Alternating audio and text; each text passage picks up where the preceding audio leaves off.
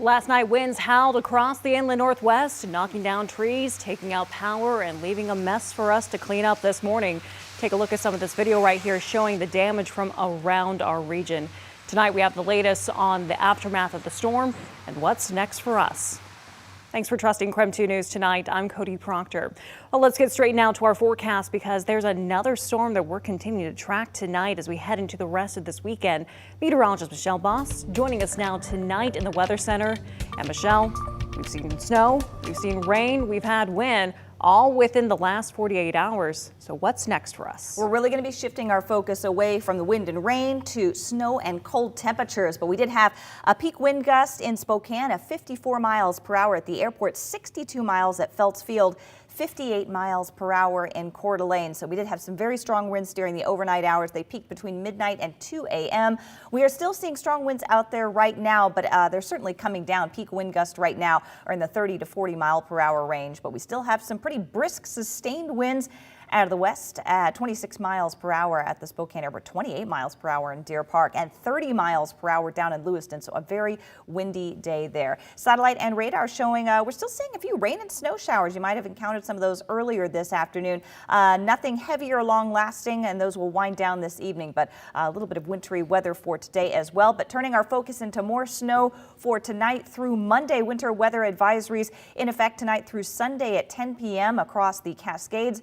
For the Wenatchee area, looking at 3 to 6 inches of snow in the valleys, 8 to 16 inches in the mountains. That would include Snoqualmie and Stevens Pass. And a little bit farther along Sunday morning through Monday morning, we're looking at heavy snow for north central and northeastern Washington, across the Okanagan Highlands, Okanagan valleys, as much as 3 to 7 inches of snow in the valleys, and in northeastern Washington, 1 to 2 feet of snow in the mountains. It looks like by Monday morning we could see a couple of inches of snow in Spokane as well for your morning commute. Temperatures in the 30s and 40s right now. Quick look at the short-term forecast. It's going to get cold tonight. Temperatures in the lower 30s, and then rain and snow possible tomorrow. Snowy Monday and cold on Tuesday.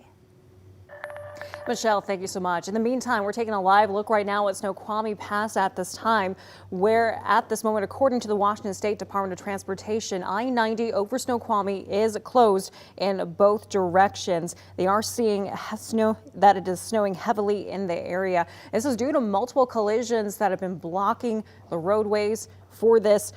Eastbound traffic is stopped near North Bend. Westbound traffic is stopped close to Ellensburg. Right now at this time, there is no estimate for when it will reopen.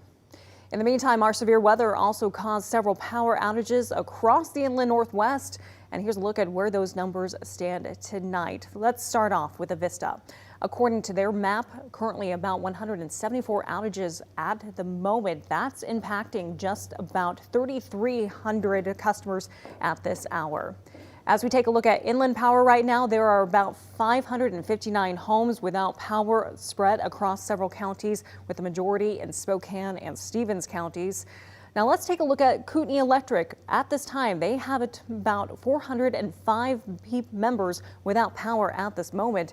Of course, these numbers are continuing to rapidly change as these outages get fixed, and we'll continue to provide any updates as we continue to receive them.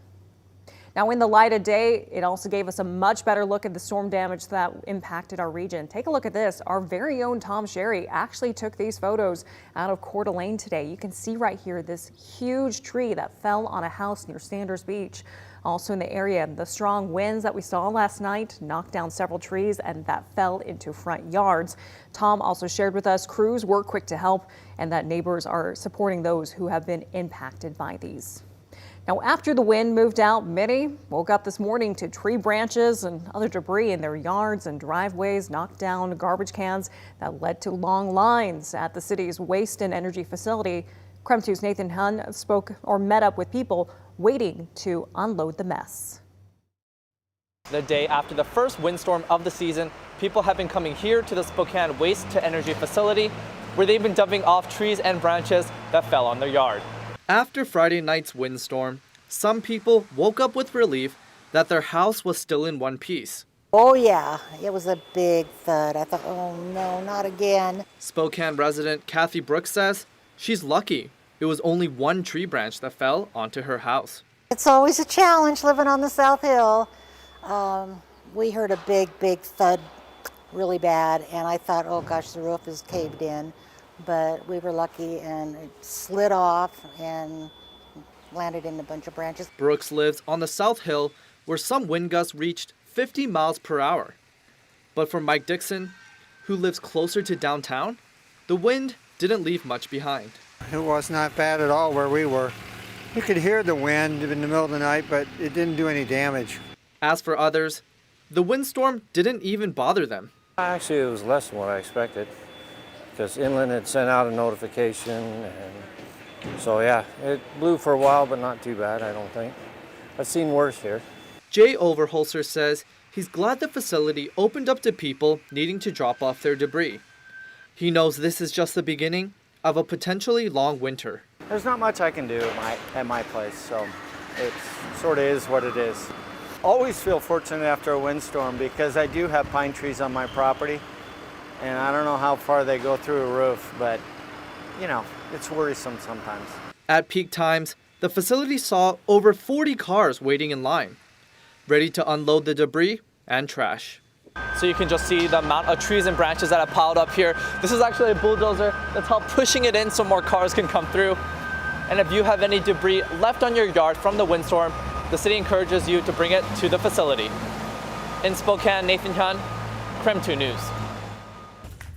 Nathan, thank you so much. Now, as we look towards more snow potentially in the upcoming week, the city of Spokane's already making preparations for it. This week, Mayor Nadine Woodward said the snow response is one of the community's highest priorities. She says the city is putting more equipment out on the streets to support that. Snow gates, extremely popular with our residents, and we have added more snow gates to the system. We're now up to 19. Those snow gates allow our plows to do their job without putting berms on the driveways of residents. The mayor also says the pandemic's still impacting city budgets. Regardless, they plan to ensure there's space for the snow response. Now, in the meantime, here are 3 things to know as temperatures start to drop and more snow moves into our region. First off, Avista recommends stopping drafts in any way possible.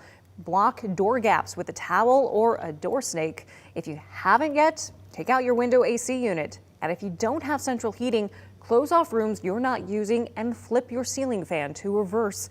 It'll push the rising warm air back down.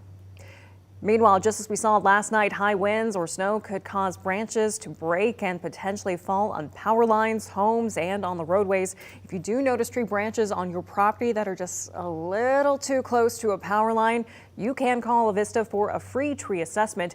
If they think it's a risk, they'll come and remove it. And finally, if you're cranking up the heat to survive the cold, you should know Avista's raising prices for natural gas users this week. Avista says typical homeowners could see their bill up 12% higher than they're used to. That's thanks to nationwide increases.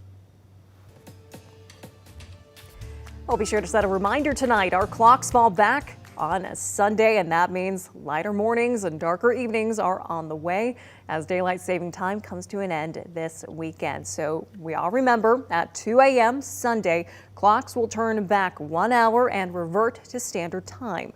The Senate approved the bipartisan Sunshine Protection Act in March, which would make daylight saving time permanent, but the bill has stalled in the House.